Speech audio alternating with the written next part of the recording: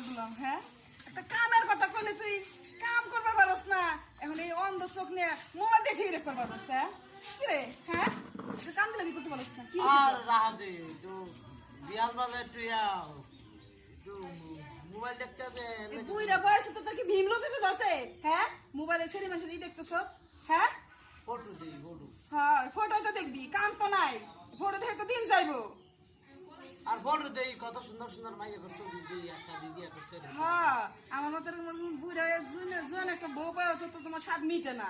বুঝো নাই আমার তো বিয়ে জীবনটা শেষ হয়ে গেছে আড়ার বস্তা কাজ দুইটা বয়ে থাকো এই আড়ার বস্তা জুলুম চালান যাবে হ্যাঁ